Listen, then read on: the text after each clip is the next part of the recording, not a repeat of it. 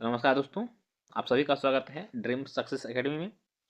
आज के वीडियो में हम लोग बिहार एसएससी इंटर लेवल भर्ती परीक्षा 2023-24 के लिए ज्ञान बिंदु जीएस एकेडमी के द्वारा निकाला गया प्रैक्टिस सेट नंबर 5 को कवर करेंगे। ठीक है, देखिए इससे पहले आपको बता दूं हम लोगों ने 1 से लेकर 4 तक को कवर कर लिया है।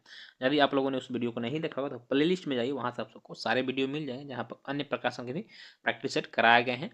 ठीक है, जिसे आप वॉच आउट कर सकते हैं। देखिए इसके पीडीएफ के लिए, ठीक है, आप टेलीग्राम चैनल को ज्वाइन कर लीजिए, जिसका लिंक जो है आपको डिस्क्रिप्शन में दिया हुआ है। वहाँ से आपको इसका पीडीएफ प्राप्त हो जाएगा। और यदि चैनल पर पहली बार है तो चैनल को सब्सक्राइब करके बेल आइकन को प्रेस कर लीजिए, क्योंकि आप लोगों के लिए मैं इसी तरह का वीडियो लाते रहता हूँ। ठीक है, स्पेशली बिहार एसएससी के लिए। तो चलिए स्टार्ट करते हैं आज का। तो दोस्तों, जैसे कि आप इस मॉडल प्रैक्टिस सेट नंबर 5 देख रहे हैं, ठीक है, क्वेश्चन नंबर 1 चलिए हम देखते हैं। एक बार सेशन प्लीज आप लोग लाइक कर दीजिए। और देखिए क्वेश्चन नंबर 1 क्या कह रहा है कि निम्न में से कौन जो है अस्थि रोग है, मतलब कौन सा जो है यह हड्डियों का रोग है। तो इसमें से ऑस्टियोमलेशिया या रिकेटस, जिसे सूखा रोग के नाम से भी जानते हैं, जो कि कैल्शियम कमी से होता है, यह अस्थि रोग है। ऑस्टियोपोरोसिस भी आपको अस्थि रोग, और संधि शोथ ये भी आपको अस्थि रोग है। तो उनमें से सभी जो है आपको अस्थि रोग हो जाएगा। नेक्स्ट क्वेश्चन है कि किस राज्य के कम्बम अंगूर को जीआई टैग मिला है। देखिए सबसे पहले समझें कि जीआई टैग क्या होता है। तो जीआई टैग जो है इसका जो फुल फॉर्म होता है जियोग्राफिकल इंडिकेशन होता है। ठीक है, यह जो है किसी विशेष क्षेत्र से संबंधित उत्पाद को दिया जाता है, जो कि उसकी गुणवत्ता के लिए तथा उसकी स्थानीय पहचान के लिए दिया जाता है। तो जो कम्बम अंगूर है यह तमिलनाडु में होता है, जिसे जीआई टैग मिला है। देखिए 2023 में ही अभी मध्य प्रदेश में एक है सरबती चावल, कौन सा याद रखिए, सरबती चावल, ठीक है, जो कि मध्य प्रदेश में होता है, इसे भी आपको जीआई टैग मिला है। छत्तीसगढ़ में होता है नागरी दुबराज चावल, याद रखिएगा। देखिए जो भी क्वेश्चन है इंपॉर्टेंट है। तो नागरी दुबराज चावल जो है आपको यह छत्तीसगढ़ में होता है, जिसे कि जीआई टैग 2023 में दिया गया है। ठीक है, यहाँ कम्बन अंगूर पूछ रहा है, इसलिए आप तमिलनाडु लगाइएगा। ये दोनों भी जरूर याद रखिएगा। देखिए क्वेश्चन नंबर आपका 3 है कि मानव विकास रिपोर्ट, ठीक है, यानी ह्यूमन डेवलपमेंट रिपोर्ट किस संगठन द्वारा प्रकाशित किया जाता है।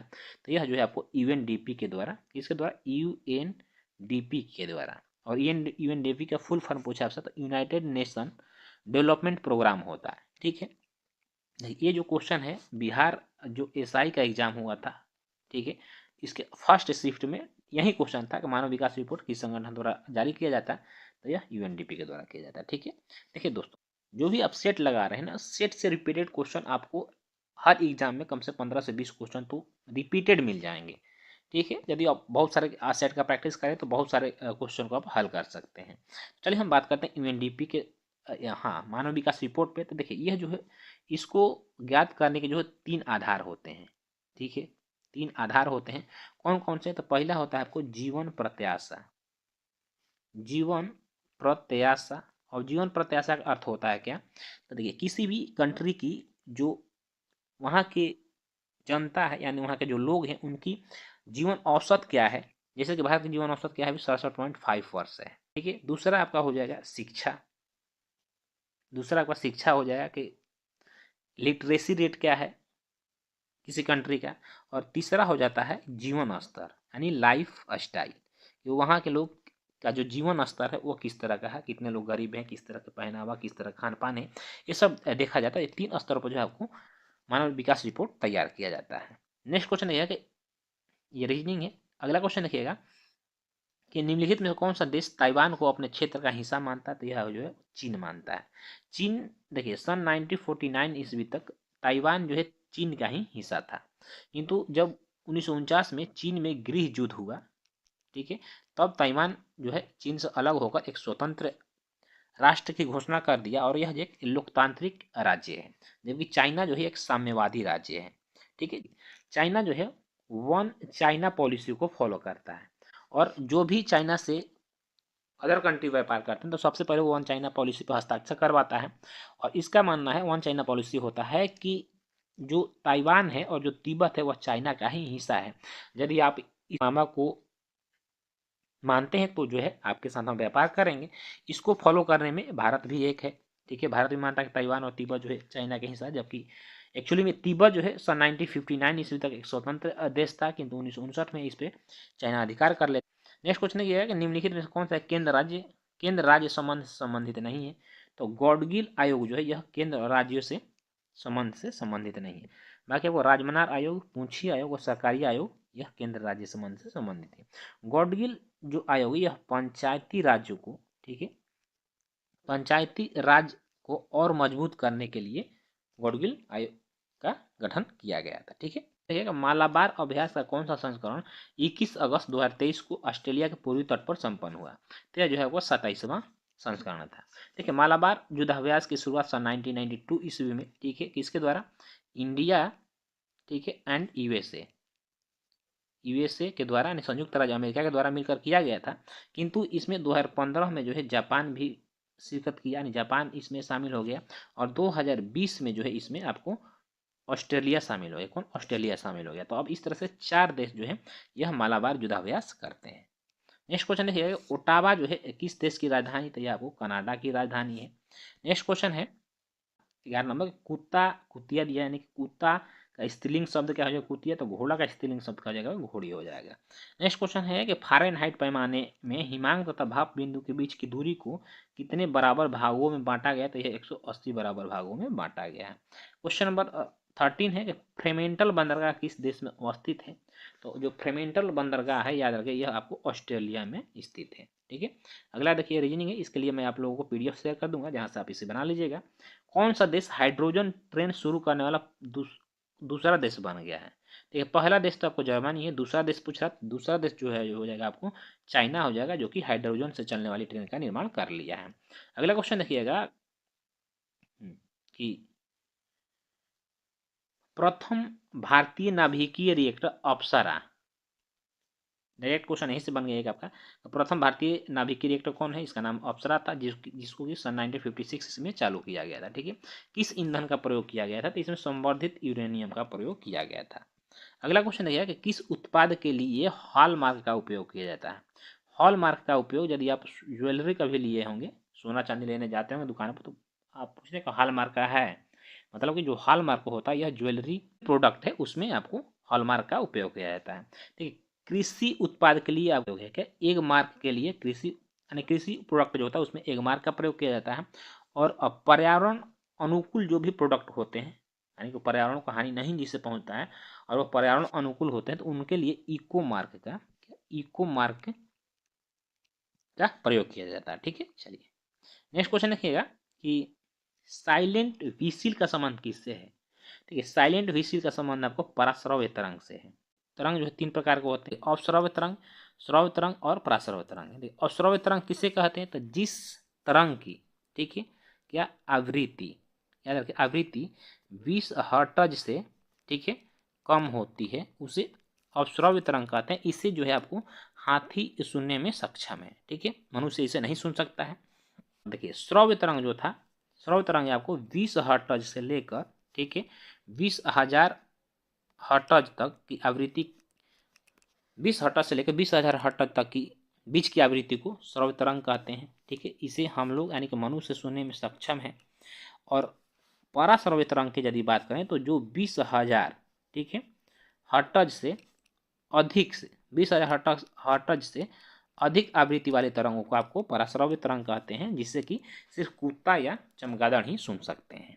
ठीक है, अगला क्वेश्चन है कि राष्ट्रीय मानवाधिकार आयोग का अध्यक्ष का कार्यकाल जो है कितने वर्षों का होता है, तो इनका कार्यकाल 3 वर्ष का होता है या फिर 70 वर्ष तक की आयु का होता है। इनमें से जो भी पहले पूरा हो जाएगा उन्हें रिटायर कर दिया जाता है। ठीक है, देखिए इनकी नियुक्ति आपको जो है राष्ट्रपति के द्वारा किया जाता है। इनमें एक अध्यक्ष होता है तथा 5 सदस्य होते हैं।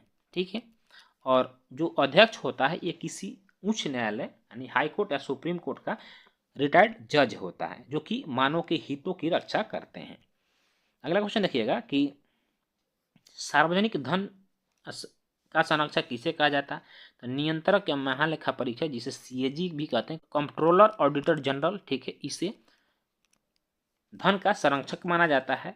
और इसका जो हमारे संविधान के आर्टिकल 148 से 151 में सीएजी की चर्चा किया गया है। वर्तमान में सीएजी कौन है, आप हमें कमेंट बॉक्स में उत्तर बताइए। ठीक है, नेक्स्ट क्वेश्चन देखिएगा, पोर्ट मोरिस्बी किस देश की राजधानी? यह पापुआ न्यू गिनी का राजधानी है।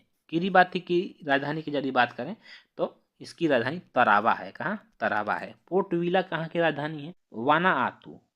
वानाआतू की राजधानी पोर्ट विला है। ठीक है। अगला क्वेश्चन आपका कि हाल ही में, ठीक है, किस प्रसिद्ध लेखक को जर्मन बुक ट्रेंड के शांति पुरस्कार से सम्मानित किया गया था? यह आपको सलमान रश्दी को सम्मानित किया गया है। ठीक है। इनके साहित्यिक कार्यों के लिए इन्हें यह पुरस्कार दिया गया है। यह ब्रिटेन अमेरिकी मूल के निवासी हैं।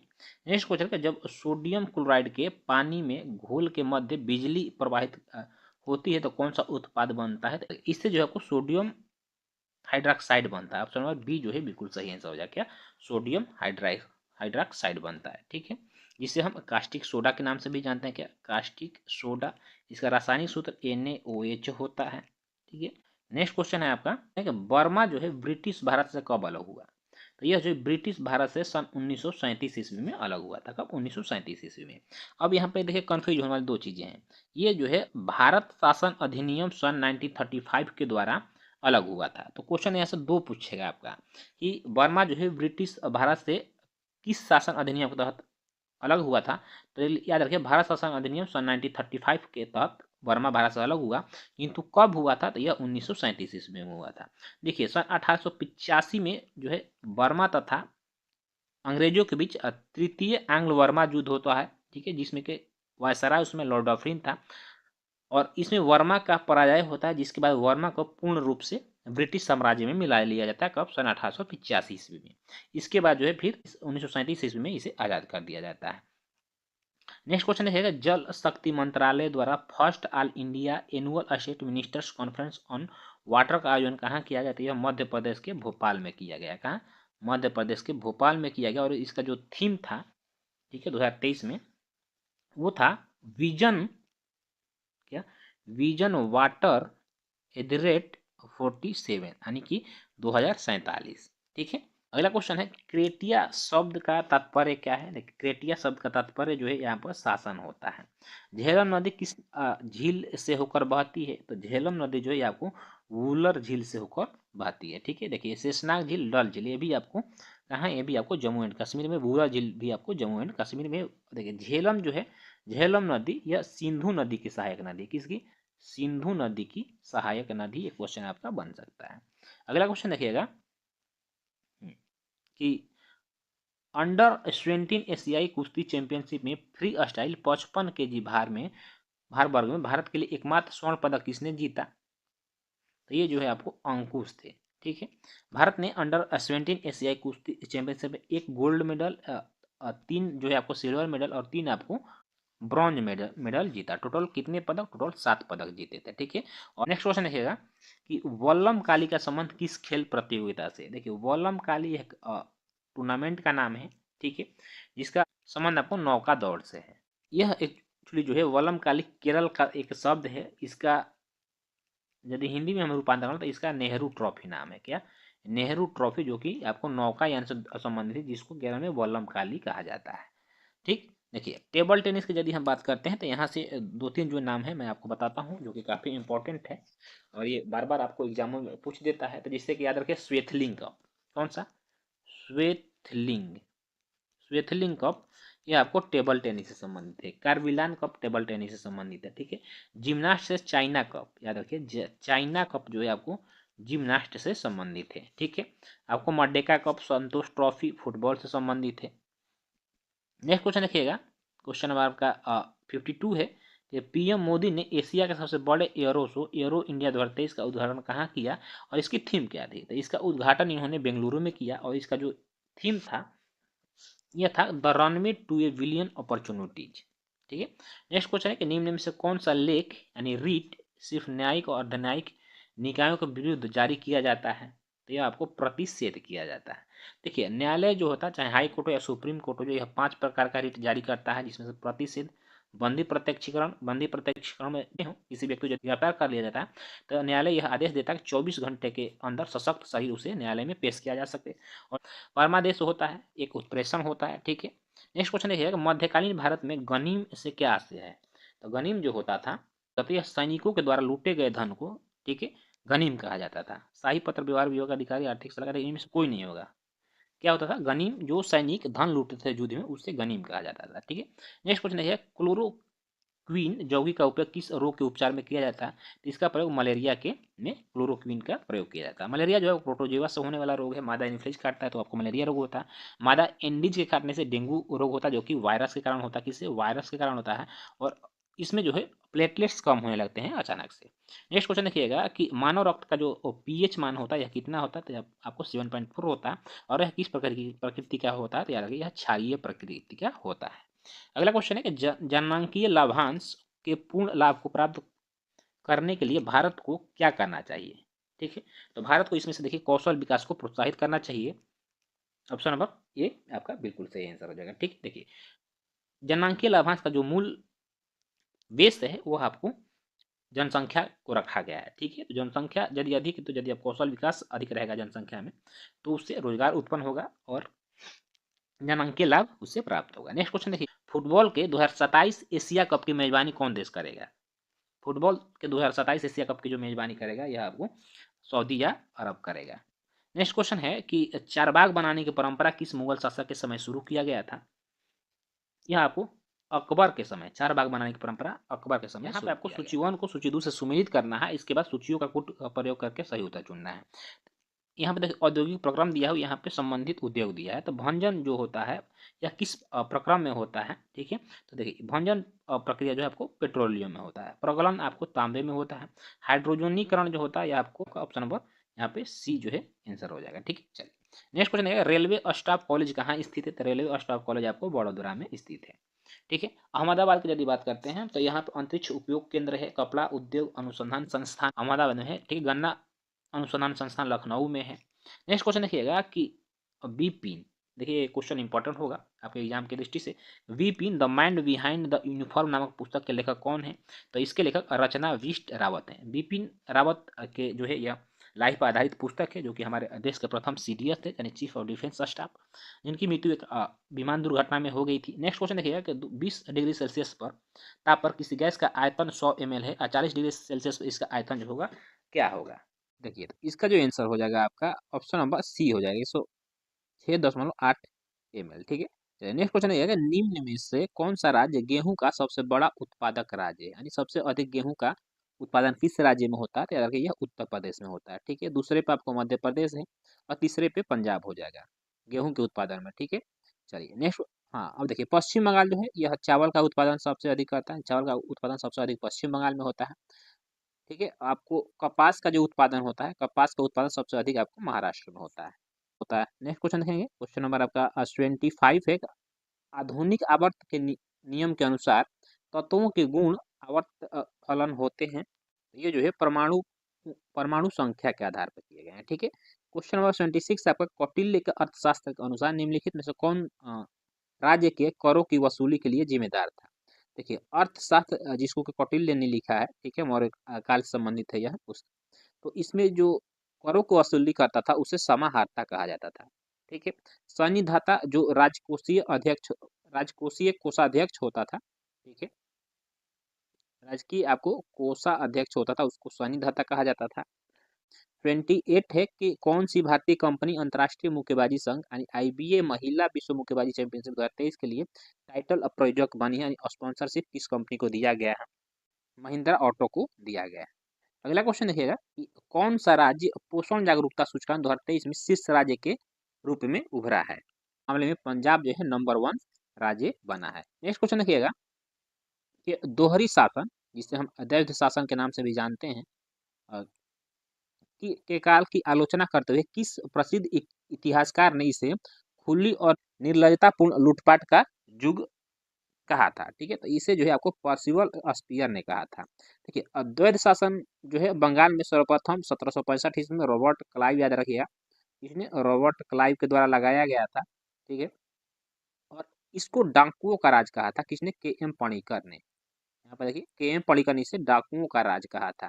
ठीक है, भारत के राष्ट्रपति जिन सदस्यों द्वारा चुने जाते हैं वे होते हैं, यह लोकसभा के सदस्य होते हैं, राज्यसभा के सदस्य होते हैं, पार्लियामेंट एवं राज्य विधान सभाओं के सदस्य होते हैं। देखिए पार्लियामेंट में आपको लोकसभा राज्यसभा दोनों आ जाएगा, इसलिए पार्लियामेंट होगा, साथ ही राज्य की विधानसभाओं के सदस्य होते हैं। तो ऑप्शन आपका सी जो है बिल्कुल सही आंसर है। नेक्स्ट क्वेश्चन है कि सिल्क रूट पर नियंत्रण रखने वाले शासकों में सबसे प्रसिद्ध कौन थे? यह जो है वो कुषाण थे। देखिए अभी जो चाइना का road and belt initiative project है, जो पुराने समय में इस पे जो है कुषाण शासकों का अधिकार था, ठीक है, जिसे सिल्क रूट के नाम से जाना जाता। क्यों? क्योंकि इससे रेशम का व्यापार इस मार्ग से ज़्यादा होता था।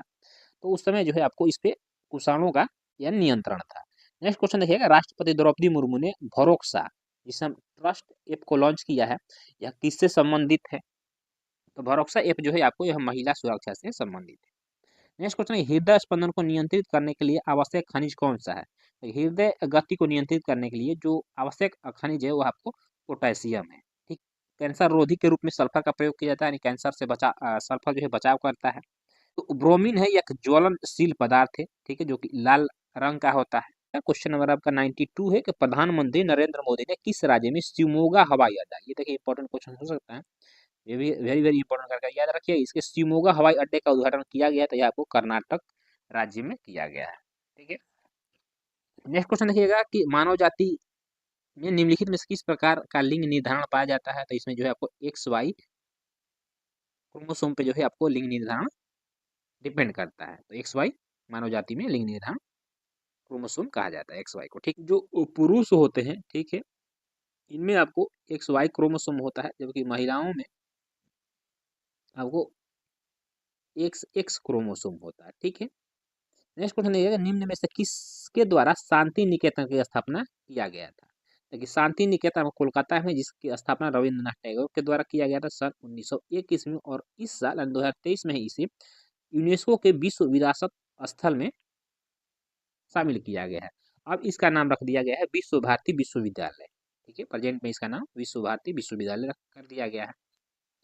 अन्य यदि हम अवसर पर बात करें तो स्वामी विवेकानंद, जो कि शिकागो सम्मेलन सन 1893 में जो हुआ था यूएसए में, इसके लिए काफी इनको प्रसिद्धि मिली थी, जो कि भारत के नाम को जो है पूरे विश्व पटल पर इन्होंने गौरवान्वित किया था, और इन्होंने बेलूर मठ का स्थापना किया था। याद रखिए ये क्वेश्चन आता है आपका, बेलूर मठ की स्थापना जो है ये 1887 ईस्वी में किए थे, और 1897 ईस्वी में इन्होंने रामकृष्ण मिशन की स्थापना किया। ज्योतिबा फुले ने गुलामगिरी नामक पुस्तक लिखा था। आज तक राजा राममोहन राय ने 1828 ईस्वी में आपको ब्रह्म समाज की स्थापना किया था।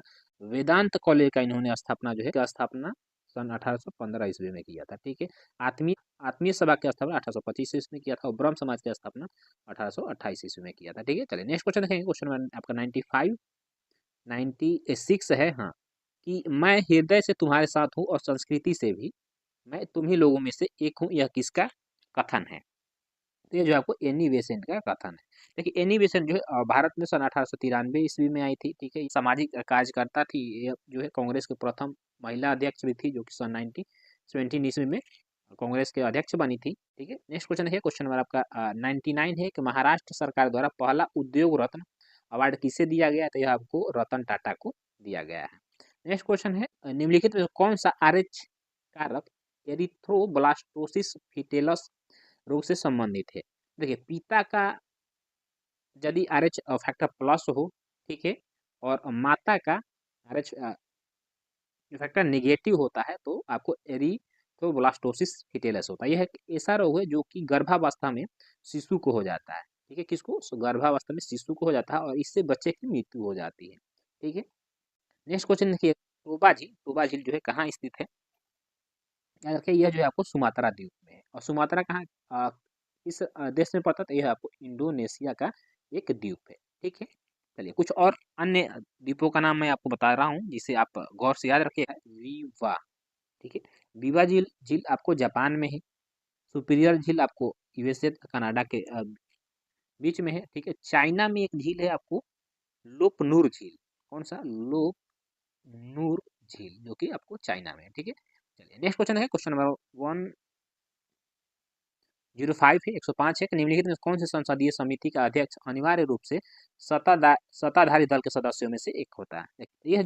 यह जो हो जाएगा आपको प्राक्कलन समिति का अध्यक्ष होता है। देखिए प्राक्कलन समिति जो है सबसे बड़ी समिति है संसद की, जिसमें कि आपको 30 सदस्य होते हैं, जिसमें से आपको 30 सदस्य जो होता है वह लोकसभा के होते हैं, और इसके अध्यक्ष की जो नियुक्ति करता है वो लोकसभा का अध्यक्ष करता है।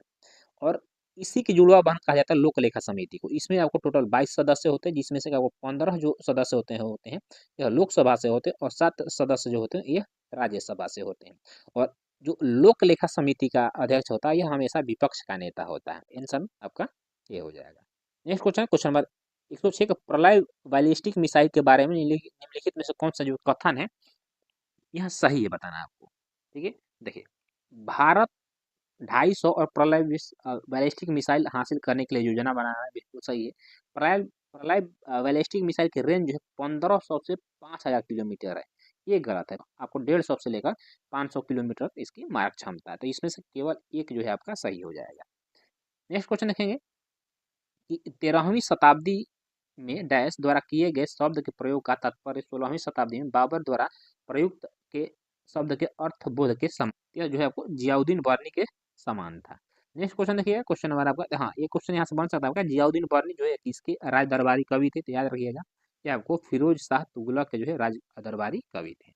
ठीक है, और इन्होंने जो है आपको फिरोज शाह तुगलक के जीवन पर आधारित एक पुस्तक भी लिखा था जिसका नाम था तुजुके फिरोज शाही, और इन्होंने एक और पुस्तक लिखा था फतवा ये जहांदारी। ठीक है, यदि हम फिरोज शाह तुगलक FST यानी फिरोज शाह तुगलक की बात करें तो याद रखिए यह मोहम्मद बिन तुगलक का क्या था, भाई था, और इसने मोहम्मद बिन तुगलक के ही नाम पे जौनपुर शहर को बसाया था, क्योंकि मोहम्मद बिन तुगलक का नाम जौना खां था। इसने 2-3 जो है संस्थाओं का स्थापना किया था, जिसमें हक ए सर्ब था। ठीक है, जो कि सिंचाई कर था इसने लागू किया था। अपने देश में ससगनी नामक सिक्का इन्होंने चलाया था, और दीवान ए खैरात तथा दीवान ए बंदगान नामक, ये क्वेश्चन आपका आता है बार बार कि दीवान ए बंदगान, ठीक है, या दीवान, ठीक है, ये खैरात नामक संस्थाओं का स्थापना किसने किया था, इसका अपना फिरोज शाह तुगलक ने किया था। ठीक है, चलिए नेक्स्ट क्वेश्चन देखिए कि HM स्लैक्स चक्र निम्नलिखित में से किन पादपों में होता है, तो ये आपको C4 पौधे में होता है। क्वेश्चन नंबर 112, निम्नलिखित में से सिंचाई का कौन सा साधन सतही सिंचाई का स्रोत है। देखिए, जो भी इस सिंचाई आपको नलकूप, नहर तथा तालाबों से होता है उसे सतही सिंचाई कहते हैं। तो उपयुक्त में से आपका यहाँ सही आंसर हो जाएगा। अगला क्वेश्चन देखिएगा, क्वेश्चन, अल्प बेरोजगारी तब होती है जब लोग, ठीक है, देखिए, काम करना नहीं चाहते हैं उसे तो ऐच्छिक बेरोजगारी हो जाएगा। सुस्त ढंग से काम करते हैं ये नहीं होगा। अपनी क्षमता से कम काम करते हैं उससे अल्प बेरोजगारी कहते हैं। ऑप्शन नंबर आपका C जो है बिल्कुल सही आंसर है। ठीक है, चलिए नेक्स्ट क्वेश्चन है, कश्मीर का अकबर नाम से प्रसिद्ध था कौन सा, तो कश्मीर के अकबर के नाम से आपको सुल्तान जैनुल आबेदीन, और इसने बहुत जो है अच्छे अच्छे कार्य किए समाज हित के लिए। ठीक है, समाज की बेहतरी के लिए, इसलिए इसे कश्मीर का सुल्तान के रूप में भी जानते हैं, और इसको कश्मीर का अलाउद्दीन खिलजी भी कहा जाता है, क्योंकि इसने मूल्य नियंत्रण, ठीक, मूल्य नियंत्रण नियंत्रण प्रणाली जिसको की शुरुआत आपको अलाउद्दीन खिलजी ने किया था, यह भी चलाया था, इसलिए इसे कश्मीर का अलाउद्दीन के नाम से भी जानते हैं। ठीक है, अगला क्वेश्चन आपका 119 नंबर है कि किस देश ने हाल ही में ओफेक 13 नामक एक नया जासूसी उपग्रह कक्षा में प्रक्षेपित किया है, तो यह आपको इजराइल ने किया है। और इजराइल के जो गुप्तचर संस्था, इसका नाम आपको याद रखिएगा, इसका नाम आपको मोसाद है, जो कि दुनिया में काफी सुप्रसिद्ध है अपने कार्यों के लिए। ठीक है, नेक्स्ट क्वेश्चन देखिए, क्वेश्चन नंबर आपका अगला है कि दो अस्थियां आपस में एक दूसरे से जुड़ती हैं किसके माध्यम से, यानी बोन टू बोन। ठीक है, तो इसे जो है आपको लिंगामेंट के द्वारा यह जुड़ता है, और लिंगामेंट को क्या बोलते हैं, लिंगामेंट को आपको स्नायु बोलते हैं हिंदी में। ठीक है, ऑप्शन नंबर जो है D आपका बिल्कुल सही आंसर हो जाएगा। ठीक है, यदि बोन टू मसल्स का है, ठीक है, तो यह आपको टेंडन से जोड़ता है, और टेंडन को कंडरा कहा जाता है। ठीक है, चलिए नेक्स्ट क्वेश्चन देखिए, क्वेश्चन नंबर 124 के निम्नलिखित में से 10 अप्रैल 2023 को मिनी रत्न श्रेणी 1 का दर्जा किसे मिला, तो यह जो है आपको भारतीय सौर ऊर्जा निगम को यह दर्जा मिला। क्वेश्चन नंबर 127 है कि निम्नलिखित देशों में से कौन सा 2024 के ओलंपिक खेलों की मेजबानी करेगा। वेरी वेरी इंपॉर्टेंट क्वेश्चन है। ठीक है, देखिए 2020 का ओलंपिक हुआ था यह आपको जापान के टोक्यो शहर में हुआ था। ठीक है, 2024 का जो ओलंपिक होगा यह आपको फ्रांस के पेरिस शहर में होगा। 2028 का ओलंपिक यदि आपसे पूछे तो यह आपको USA यानी संयुक्त राज्य अमेरिका में होगा। ये तीनों आप याद रखिए, कुछ भी आपसे पूछ सकता है। क्वेश्चन नंबर 129 है कि एक पादप में जल के ऊपर चढ़ने के लिए जो सही शब्द है वो क्या है, तो यह जो है रस का आरोहण होता है। अगला क्वेश्चन है कि विक्रेता बाजार ऐसी स्थिति है जहां, देखिए जब भी कोई विक्रेता बाजार होता है तो उसमें पूर्ति नहीं, मांग जो है पूर्ति से अधिक होती है। ऑप्शन नंबर बी जो है बिल्कुल सही आंसर है।